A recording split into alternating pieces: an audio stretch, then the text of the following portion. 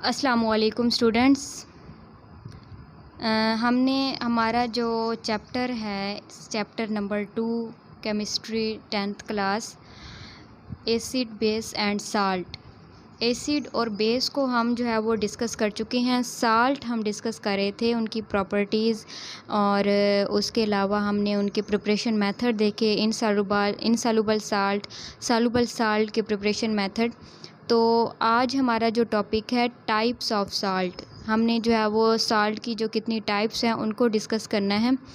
तो ये जो टाइप्स हैं, normal salt, acidic salt, basic salt, double salt, mixed salt, complex salt. अब इनकी जो टाइप्स हैं हमारे पास, नॉर्मल साल्ट जो है वो वही साल्ट हैं जो हम शुरू से पढ़ते आ रहे हैं कि एसिड और बेस का रिएक्शन होता है और साल्ट बनता है। वो जो साल्ट बनता है उसे हम नॉर्मल साल्ट कहते हैं। जो आम हमारे पास सॉल्ट मौजूद होती हैं, ठीक है, वो नॉर्मल सॉल्ट होती हैं। अच्छा स्टूडेंट्स, आपने एक बात माइंड में रखनी है कि जो हमारे पास एसिडिक चीज़ें होती हैं, जो भी एसिडिक सब्सटेंस होता है उसमें मेनली हाइड्रोजन आयन जो है वो हाइड्रोजन लाजमी मौजूद होता है। और जो हमारे पास बेसिक चीज़ें होती हैं उनमें OH नेगेटिव, मतलब OH उनमें लाजमी होता है, बेसिक चीज़ होती है उनमें। तो ये अपने माइंड में रखना है, कोई भी सब्सटेंस जो बेस होगा आपने वहाँ पे देखना है कि OH लाजमी होगा वहाँ पे, और जो एसिडिक होगा वो उसमें लाजमी H हाइड्रोजन आयन लाजमी मौजूद होगा, ठीक है। इस बात को आपने माइंड में रखना है। तो जब हमारे पास कोई भी एसिडिक और बेसिक जो है वो आपस में रिएक्ट करती हैं चीज़ें, तो हमारे पास साल्ट और वाटर बनता है, और वो जो साल्ट होता है वो नॉर्मल साल्ट है। और एसिडिक साल्ट हमारे पास वो हैं कि जिनमें हमारे पास मेनली जो साल्ट बनते हैं उनमें क्या होता है कि जो एसिड होता है उसमें से हाइड्रोजन जो है वो उस हाइड्रोजन रिमूव हो जाता है एसिड में से, और बेस में से OH रिमूव हो जाता है। हाइड्रोजन और OH मिलके वाटर बना देते हैं। बाकी जो बेस और एसिड की जो मेटल्स होती हैं वो आपस में मिलके साल्ट बना देती हैं। अब एसिडिक साल्ट में हमारे पास क्या होता है कि जो एसिड में हाइड्रोजन होती है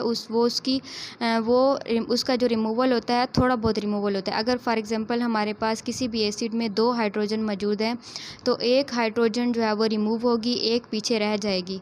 तो वो हमारे पास उसका जो थोड़ा बहुत रिमूवल है, जो अनकम्प्लीट जो इनकम्प्लीट उसका रिमूवल है, कंप्लीट दोनों हाइड्रोजन रिमूव नहीं हुई, इनकम्प्लीट रिमूवल हुआ है, एक हाइड्रोजन पीछे मौजूद है, तो वो एसिडिक साल्ट बन जाएगा हमारे पास।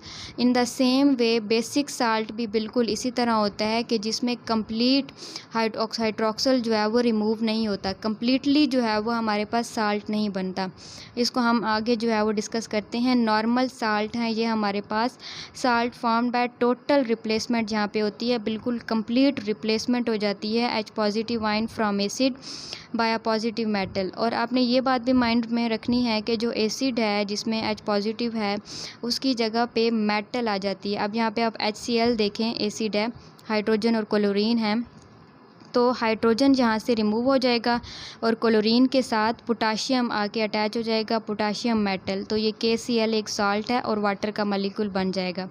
इन द सेम में H2SO4 और जिंक ऑक्साइड, तो यहाँ पे जो हमारे पास दोनों हाइड्रोजन हैं H2SO4 में, वो रिमूव आउट हो जाएंगी और वहाँ पे जिंक आके जो है वो लग जाएगा सल्फ़ेट के साथ और वो साल्ट बन जाएगा, ठीक है।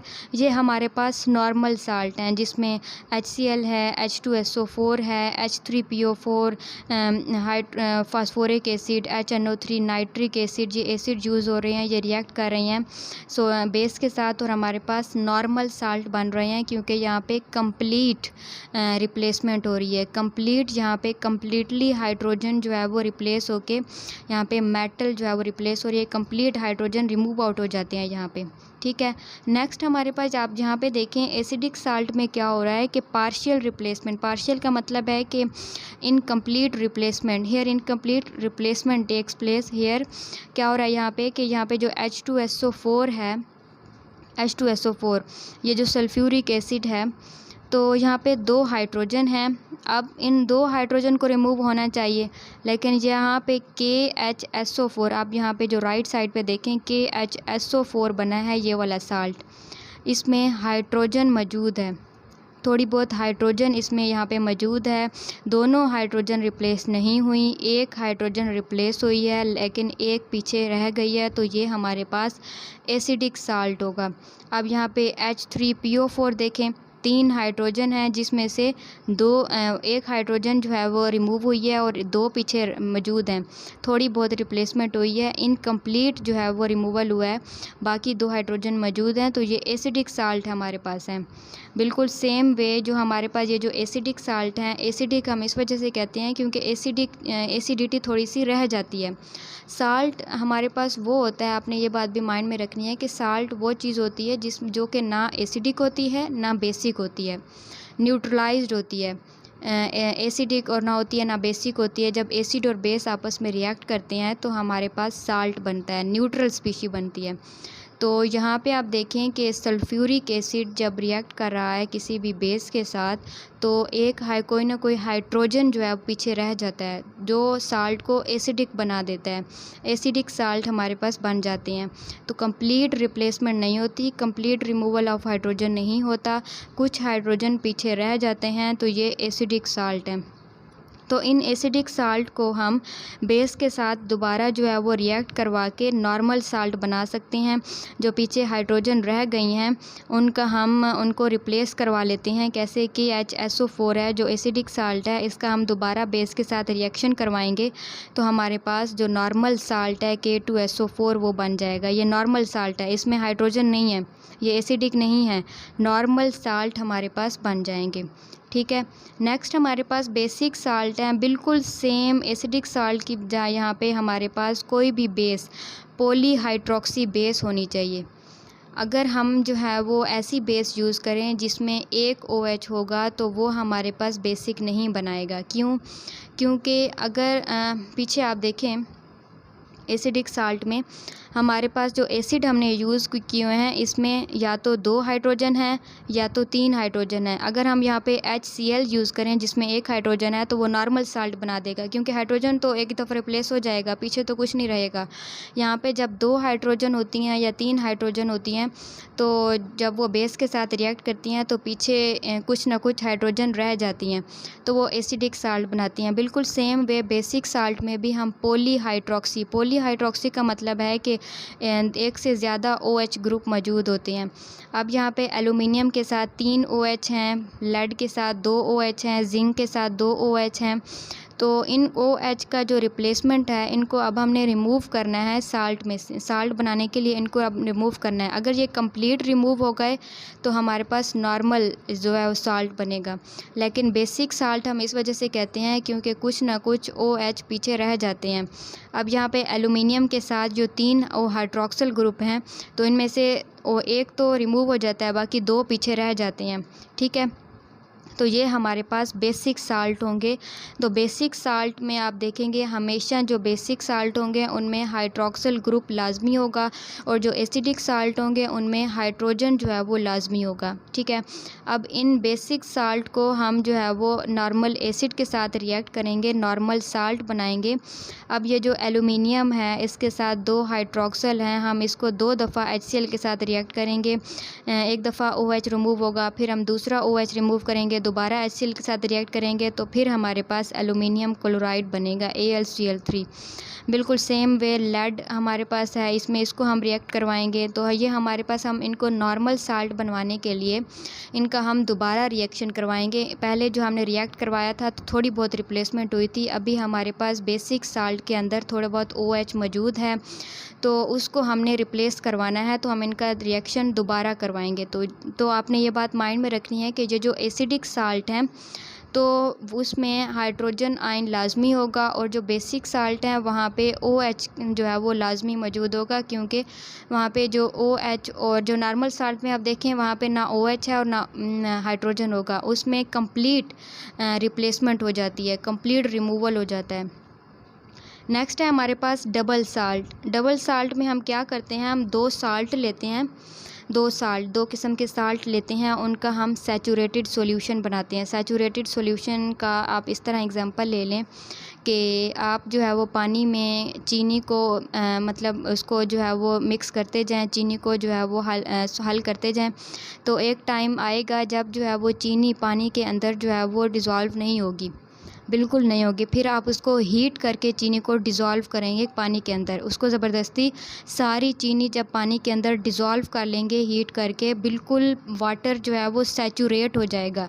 ये इस जो मतलब सारी चीनी को हमने ज़बरदस्ती पानी में डिज़ोल्व कर लिया है, बहुत सारी शुगर को, तो वो हमारे पास सॉल्यूशन सैचुरेटेड हो गया है। तो उस सॉल्यूशन को हम सैचुरेटेड कहते हैं, जिसमें अब हमने यहाँ पे 2 साल्ट लिए हैं, उनका हमने सॉल्यूशन सैचुरेटेड सॉल्यूशन बनाना है। उनको हमने डिज़ोल्व करना है वाटर में। जब वो डिज़ोल्व होना ख़त्म हो जाएंगे तो हम उसको हीट करके उसको डिज़ोल्व करेंगे, उसका सैचुरेटेड सॉल्यूशन बनाएंगे। तो जब हमारे पास सैचुरेटेड सॉल्यूशन बन जाता है तो हम उसको आहिस्ता आहिस्ता से हीट करते जाएंगे और वो जो है वो उस सॉल्यूशन को हीट करने के बाद हम थोड़ी देर रखेंगे तो वो क्रिस्टल नुमा बन जाएगा। क्रिस्टल किस तरह के जो चीनी के ज़रात हैं ना, ये क्रिस्टल हैं, तो इस तरह क्रिस्टलाइज्ड जो है वो फॉर्म में हो जाएगा। तो ये जो हमारे पास 2 साल्ट हैं, इनका हमने जो सैचुरेटेड सॉल्यूशन से जो क्रिस्टलाइज हमने बनाए हैं, तो ये डबल साल्ट बन जाती हैं। इनको हम डबल साल्ट कहते हैं। 2 साल्ट का सैचुरेटेड सॉल्यूशन हम लेते हैं, तो इनमें जो एनाइन होते हैं और केटाइन, ये इन डबल साल्ट में मोहर साल्ट है, पोटाश एलम है और फेरिक एलम है। ये डबल साल्ट हैं और इनमें वाटर के मालिक्यूल, वाटर ऑफ क्रिस्टलाइजेशन भी है, 6 वाटर ऑफ क्रिस्टलाइजेशन मौजूद है मोहर साल्ट में। Potash alum contain 24 water of crystallization. Also same is the case with ferric alum. So these are the double salt containing 2 salt with equimolar mixture. तो ये हमारे पास ये double salt हैं। मोहर salt, इनका आप फार्मूला याद कर लें। मोहर साल्ट, पोटाश एलम और फेरिक एलम का इनके फार्मूले आपको जो है वो याद होने चाहिए। एग्जांपल के तौर पे आप एग्ज़ाम में लिख सकते हैं इनके फार्मूले, और इसके अलावा एमसीक्यूज़ में भी जो है वो आ सकता है। नेक्स्ट हमारे पास है मिक्स्ड साल्ट। मिक्स्ड साल्ट का मतलब ये है कि कोई भी साल्ट जिसमें या हमारे पास एक से ज़्यादा जो है वो केटाइन होंगे या एक से ज़्यादा एनाइन होंगे। ठीक है, अब यहाँ पे अब ब्लीचिंग पाउडर का जो फार्मूला है CaOCl और Cl। अब यहाँ पे हमारे पास 2 किस्म के एनाइन हैं। OCl के ऊपर भी नेगेटिव चार्ज है और Cl के ऊपर भी नेगेटिव चार्ज है। 2 किस्म के एनाइन मौजूद हैं। ठीक है, तो इनको हम कहते हैं मिक्स्ड साल्ट। अब आप यहाँ पे देख सकते हैं सोडियम, पोटाशियम और CO3 जो लिखा हुआ है ये फार्मूला, ये मिक्स्ड साल्ट है, जिसमें सोडियम के ऊपर भी पॉजिटिव चार्ज है, पोटाशियम के ऊपर भी पॉजिटिव चार्ज है। तो ये 2 केटाइन हैं हमारे पास। किसी भी स्पीशी के ऊपर जब पॉजिटिव चार्ज होता है तो हम उसको केटाइन कहते हैं, और जिसके ऊपर नेगेटिव चार्ज हो तो हम उसको एनाइन कहते हैं। तो अब यहाँ पे जो ब्लीचिंग पाउडर का फार्मूला है उसमें OCl और Cl 2 किस्म के एनाइन मौजूद हैं, और सोडियम, पोटाशियम, CO3, इसमें सोडियम और पोटाशियम के ऊपर, दोनों के ऊपर पॉजिटिव चार्ज हैं, 2 किस्म के केटाइन हैं। तो mixed salts are those which contain more than 1 basic और एसिडिक रेडिकल। इट मीन्स या तो इसमें जब यहाँ पे OCl और Cl दोनों के ऊपर नेगेटिव चार्ज है तो ये इसमें 2 जो है वो बेसिक रेडिकल मौजूद हैं, और दूसरा जो सोडियम, पोटाशियम, CO3 है फार्मूला, इसमें 2 किस्म के एसिडिक रेडिकल मौजूद हैं। ठीक है, तो मिक्स्ड साल्ट में हमारे पास एक से ज़्यादा केटाइन होंगे या एक से ज़्यादा एनाइन मौजूद होंगे, तो हम उनको मिक्स्ड साल्ट कहते हैं। नेक्स्ट है हमारे पास कम्प्लेक्स साल्ट। कम्प्लेक्स साल्ट में हमारे पास एक कम्प्लेक्स फार्मूला होता है। Complex salt on dissociation provide simple cation and complex A9. Complex salt में हमेशा हमारे पास एक ब्रैकेट के अंदर जो है वो जो चीज़ होगी उसके ऊपर नेगेटिव चार्ज या पॉजिटिव चार्ज होगा, उसके बाहर जो है वो या तो केटाइन होगा या एनाइन। तो जो कम्प्लेक्स साल्ट होगा इसमें जो है वो या तो केटाइन या एनाइन ब्रैकेट के अंदर मौजूद होंगे। तो ये हमारे पास कम्प्लेक्स साल्ट हैं। इसमें पोटाशियम, या यहाँ पे देखें K4FeCN6, इसमें जो पोटाशियम है K4, पोटाशियम के ऊपर पॉजिटिव चार्ज है, और जो ब्रैकेट के अंदर सारे जो सब्सटेंस है उसके ऊपर नेगेटिव चार्ज है। तो ये हमारे पास कम्प्लेक्स साल्ट है। कम्प्लेक्स साल्ट की इस तरह आप पेशेंट को ही करेंगे कि वो इसमें या तो केटाइन या एनाइन ब्रैकेट के अंदर मौजूद होंगे, वो कम्प्लेक्स होंगे, कम्प्लेक्स साल्ट्स होंगे। ठीक है, तो होप सो आपको जो है वो इनका कॉन्सेप्ट जो है वो माइंड में बैठ गया होगा कि कौन से नॉर्मल साल्ट हैं, कौन से एसिडिक साल्ट हैं, कौन से बेसिक साल्ट हैं, और इसके अलावा मिक्स्ड साल्ट कौन से हैं, कम्प्लेक्स साल्ट कौन से हैं। तो आपको जो है वो इनका पता चल गया होगा। आप जो है वो वीडियो को पीछे करके दोबारा जो भी सुन सकते हैं कि इनका कॉन्सेप्ट असल में क्या है। मिक्स्ड साल्ट कौन से हैं जिसमें एक से ज़्यादा कैटाइन या एक से ज़्यादा एनाइन मौजूद हों, और कम्प्लेक्स साल्ट का मैंने बता दिया है कि या तो कैटाइन ब्रैकेट के अंदर होंगे या एनाइन, ये आपको जिसकी पेशन गोई करने के लिए कि कम्प्लेक्स साल्ट। तो नॉर्मल साल्ट आपको पता है, एसिडिक बेसिक साल्ट का मैंने बता दिया है। डबल साल्ट जो है वो जिसमें आपको अंदाज़ा हो जाएगा कि कौन से डबल साल्ट हैं, ठीक है। फिर भी आपके माइंड में कोई क्वेश्चन है तो आप कमेंट करके पूछ सकते हैं, इंशाल्लाह आपको आंसर मिलेगा। नेक्स्ट इंशाल्लाह आगे हम प्रोसीड करेंगे, इनकी प्रॉपर्टी, इनके यूजेस जो है वो साल्ट के हम पढ़ेंगे। तो आज तक के लिए इतना ही काफ़ी है। नेक्स्ट इंशाल्लाह हमने इनके यूजेस डिस्कस करने हैं। अल्लाह हाफिज़।